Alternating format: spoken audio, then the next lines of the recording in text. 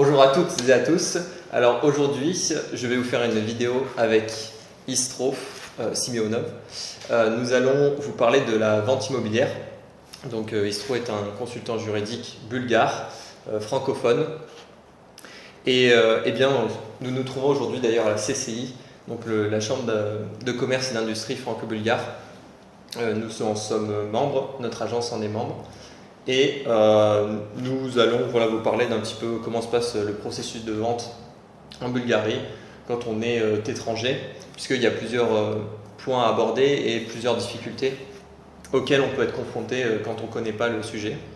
Donc peut-être tu peux commencer par te présenter. Donc, comme tu as dit, je suis un juriste bulgare, j'ai fait mes études en France, c'est pour ça que je parle français, à Lyon, j'ai terminé mes études en 2011. Après, je suis retourné en Bulgarie. J'ai fait mes études aussi en droit ici en Bulgarie.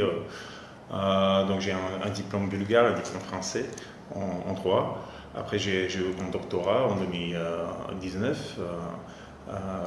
Ma thèse de doctorat, c'était l'inscription de titres de propriété dans le registre foncier. J'ai travaillé dans plusieurs bureaux d'avocats en Bulgarie, l'un desquels est le plus réputé de Bulgarie. Je ne vais pas dire le nom, mais bon, il est vraiment un des plus réputés. Après, je suis devenu consultant juridique dans notre agence immobilière familiale, c'est Sofconsult. On travaille sur beaucoup de... notre travail est plutôt concentré sur... vous faites droit des biens, droit des obligations, et beaucoup de droits immobiliers également. Ouais, mais beaucoup de droits immobiliers, mais c'est une agence aussi immobilière dont on fait l'intermédiaire entre les acheteurs et les vendeurs. Oui. En tout cas, tu connais très bien la vente immobilière parce que tu fais ça assez régulièrement. Ouais, je fais ça assez régulièrement. Je consulte des clients, surtout bulgares, mais aussi étrangers, au niveau de chaque étape de la vente et du processus de la vente de biens immobiliers. D'accord. Alors, je vais peut-être commencer par te poser des questions, oui. Et puis celles qui vous intéresseront sûrement. Donc déjà, la base, c'est comment se passe le processus d'achat en Bulgarie. Quelles sont les étapes de la vente en fait Merci de cette question parce que c'est une question prépondérante. Tout d'abord, le processus commence par dès que l'acheteur a choisi un appartement, un bien immobilier, donc les deux parties signent un accord préliminaire de vente.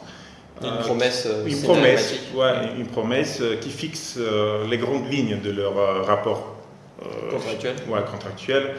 Tout d'abord, c'est le prix, bien sûr, et le délai final pour signer un contrat préliminaire, ce qui est le deuxième pas, la deuxième étape. Et le plus important ici, c'est de fixer le prix de vente. Et aussi, dans cette étape, on fixe des choses comme est-ce que le financement sera par crédit bancaire ou par propre fonds de l'acheteur, des trucs comme ça. Donc c'est vraiment très général comme document. Ce contrat, cette promesse d'achat, est-ce qu'elle est obligatoire ou on peut directement passer par le notaire? Elle n'est pas obligatoire, mais l'acheteur, normalement, il dépose une petite somme d'argent comme dépôt de garantie. Enfin, on l'appelle ici en Bulgarie dépôt de garantie, même si en France c'est un peu autre chose, mais on l'appelle dépôt de garantie parce que en donnant cette somme d'argent, l'acheteur s'engage d'acheter le bien immobilier pour un prix qui est accordé, qui est déterminé dans cet accord. C'est un document vraiment très court de quelques lignes, vraiment. Mais donc les engagements des parties à cette étape, c'est l'engagement de l'acheteur, c'est de se présenter lors de la signature et de la conclusion du contrat préliminaire. Et l'engagement et l'obligation du vendeur, c'est d'arrêter toute publicité, toute annonce de l'appartement et de l'arrêter de l'Internet de partout. Et aussi, c'est l'engagement de son agent immobilier, s'il a un agent immobilier, bien sûr. Donc, s'il y a un intermédiaire. Un intermédiaire, oui. Il s'engage d'arrêter toute publicité. Donc là, vous voyez que c'est exactement comme en France pour l'instant. Ouais, il n'y a pas de différence. Sachant que ensuite, eh bien, on va réitérer la vente devant le notaire. Plutôt, il y a un autre pas, une autre étape, c'est le contrat préliminaire. C'est déjà le contrat préliminaire qui... c'est vraiment un document très sérieux parce que le contenu de ce document est transmis à l'acte notarié même après. Hein. D'accord. L'acheteur paye un acompte qui est normalement de 10% du prix de vente. Et cet acompte, il est versé au notaire ou il est versé? Il est versé directement au compte bancaire du vendeur. D'accord, c'est sur le compte bancaire du vendeur. C'est sur le compte bancaire du vendeur. Et donc, c'est un document détaillé. C'est pas comme le premier document qui est juste une promesse, mais... Est-ce que tu connais les délais de réflexion, de rétractation? Quand la personne a fait une promesse, est-ce qu'elle a un délai, comme en France, pour peut-être se rétracter? Non.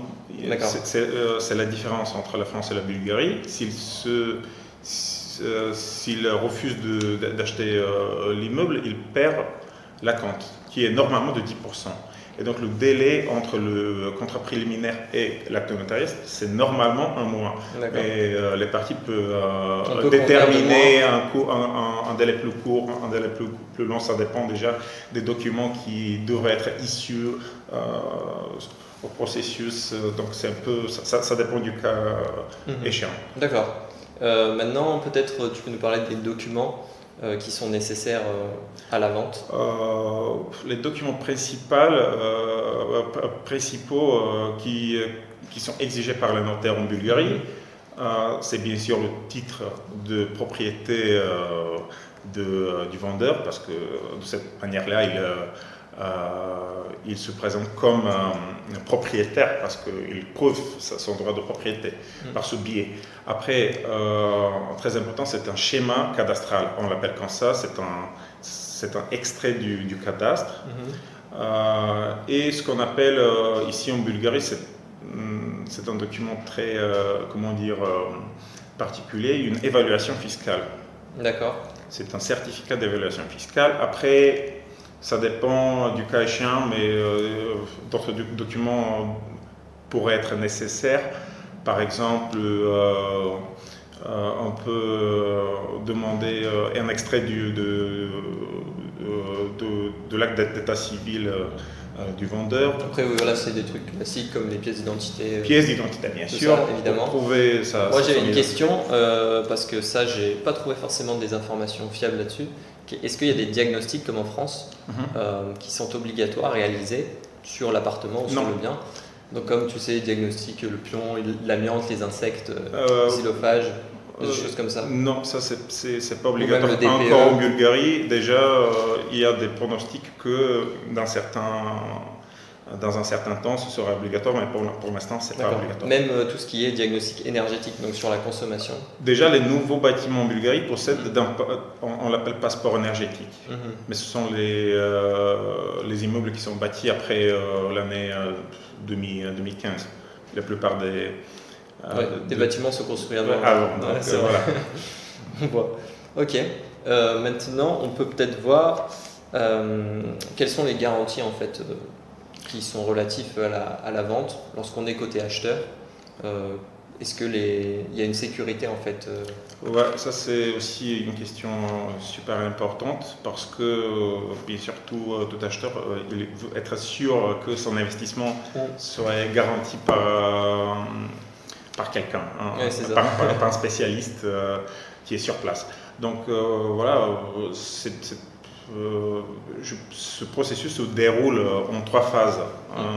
C'est tout d'abord l'agent immobilier du vendeur qui devrait vérifier que tous les documents de propriété de l'appartement ou du bien immobilier qu'il annonce sur Internet pour vendre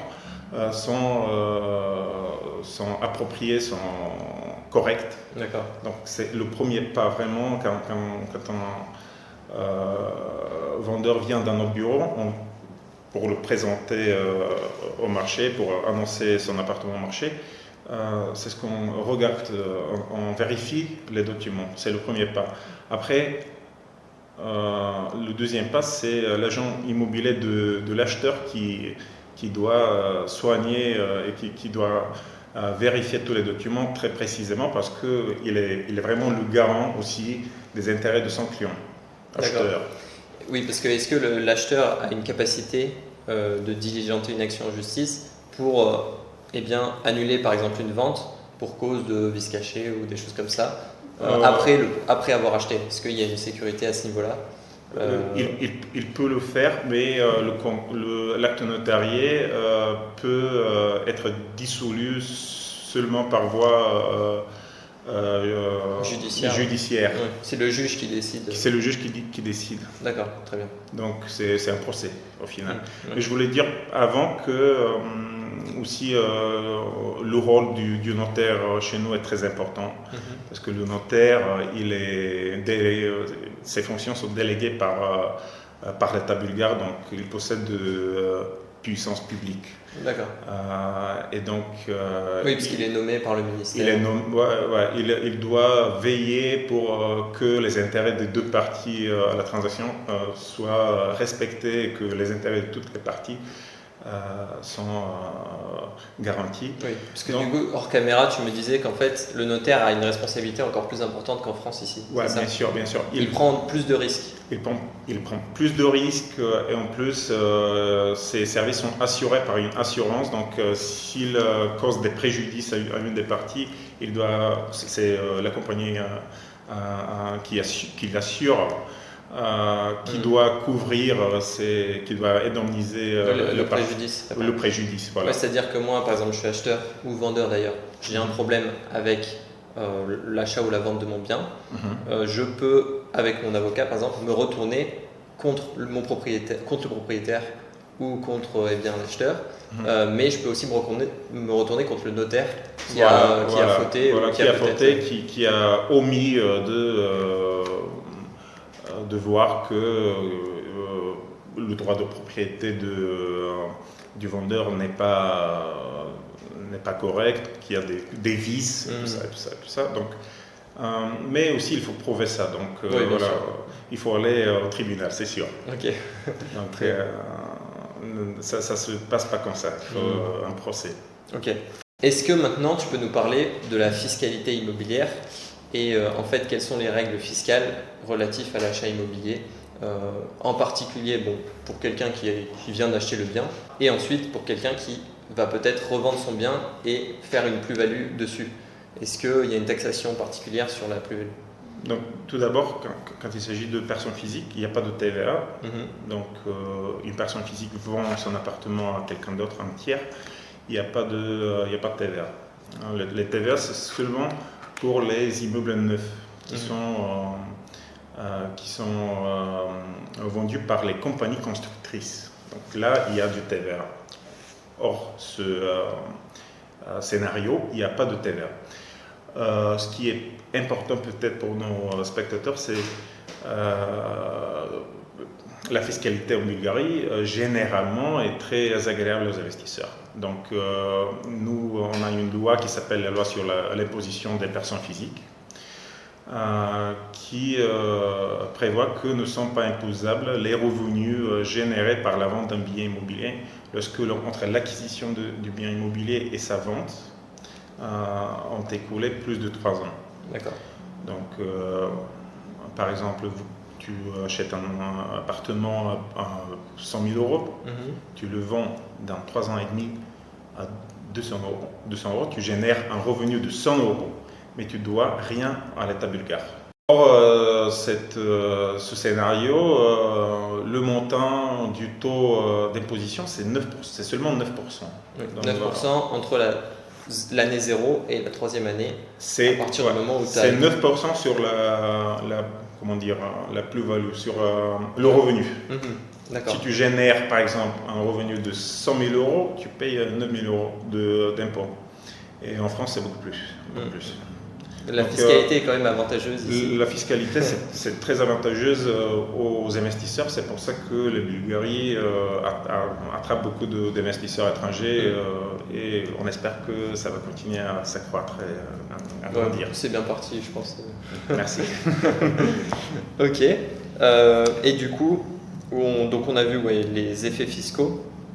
Est-ce que tu peux nous parler peut-être des prêts hypothécaires ici, en Bulgarie? Est-ce que pour un étranger qui souhaite acheter ici, est-ce que c'est facile d'obtenir auprès des banques bulgares des prêts ou est-ce que c'est beaucoup plus compliqué, il faut être installé depuis longtemps ici? Franchement, nous, on a beaucoup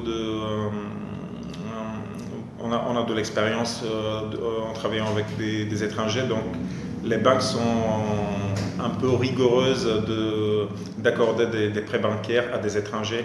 Mais bien sûr, ça dépend si l'étranger est installé en Bulgarie depuis longtemps, s'il a un travail solide, il peut s'attendre à recevoir un crédit d'une banque bulgare.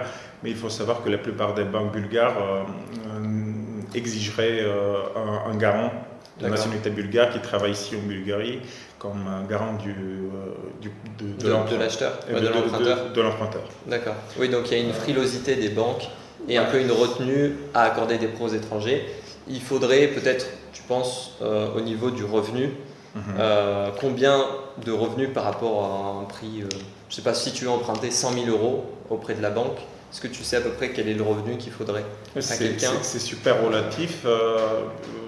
Mais sachant que, oui, j'ai une question qui me vient à l'esprit d'ailleurs, mais est-ce que, voilà, en général, il faut un apport de combien pour pouvoir demander le prêt?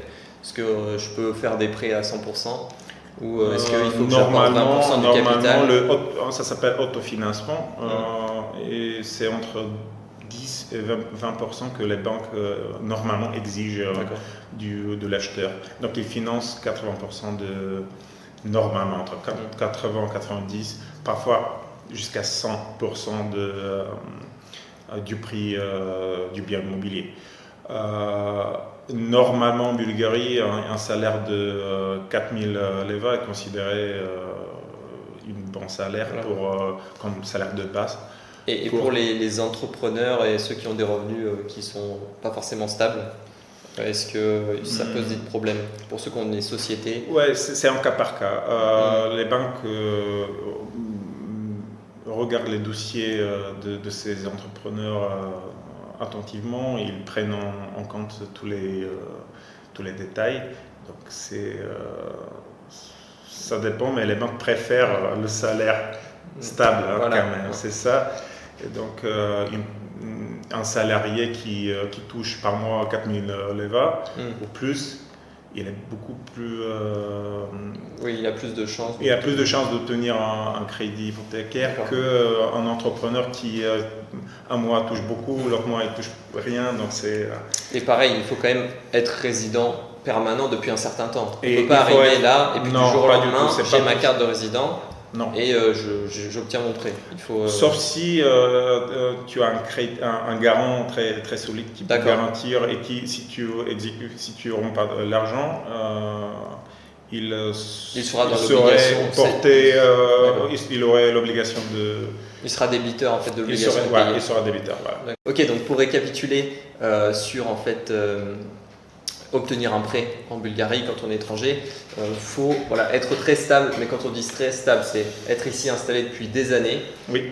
Si on est marié avec des enfants, c'est mieux. Ouais, c'est un avantage. Après, si tu as un garant, et si il y a un garant, c'est même je veux dire que c'est le plus important. C'est le plus important. Ouais. Okay. Ou des garanties sur des biens immeubles. Sur d'autres biens que tu peux hypothéquer à côté, c'est super. Bon, très bien. Et pour terminer, peut-être que sur ma chaîne, je parle pas mal de droit immobilier et de droit en général. Donc, est-ce que tu peux nous parler peut-être des contentieux les plus fréquents ici sur le marché connaît des cas de contentieux, par exemple relatifs au sort de l'argent qui représente l'acompte et donc ou le dépôt de garantie en cas de rupture du contrat préliminaire. En ce cas-là, la question de la responsabilité pour cette rupture est souvent objet de contentieux parce que la partie qui est responsable de la rupture doit, soit si c'est le vendeur, si le vendeur il garde la compte pour lui. Si c'est l'acheteur qui est responsable, c'est le vendeur qui garde la compte pour lui. Et si c'est le vendeur qui est responsable, il perd la compte qui est donnée. En fait, le montant de la réparation du préjudice, du dommage et intérêt que doit verser le vendeur à l'acheteur en cas de rétractation de sa part alors qu'il devait résoudre la vente. Dans ce cas-là, c'est la compte en double. Le double de la compte. Double de la compte. Une fois, il rend la compte à l'acheteur et il paye comme dommage-intérêt pour indemniser le préjudice qu'il a fait. Il verse. C'est assez protecteur pour les acheteurs qui veulent venir investir en Bulgarie, ça. En fait, c'est protecteur pour les deux parties. Oui, des deux côtés. Des deux côtés, oui, voilà. Et aussi, tu me disais qu'il y avait une faculté pour l'acheteur de forcer en fait la vente de forcer donc c'est la partie appropriée qui peut aller au tribunal et pour demander que le juge déclare le contrat préliminaire définitif. D'accord, oui. Si l'une des parties finalement ne veut pas conclure l'acte notarial. D'accord, très bien. Et donc oui, pour conclure, on pourrait dire aussi que ici, les procédures judiciaires sont extrêmement longues et fastidieuses. C'est exactement comme en France. Voilà, il faut les éviter. Et il vaut mieux du coup s'entourer de professionnels compétents. Que ce soit l'agence Property Hunter ou bien le cabinet Sauf Consult. Voilà. Donc notre travail principal, c'est d'éviter des situations comme ça. Voilà. Donc n'hésitez pas à nous contacter. En tout cas, je mettrai les liens, numéros, etc. dans la description. Oui, merci et puis à très bientôt. À très bientôt.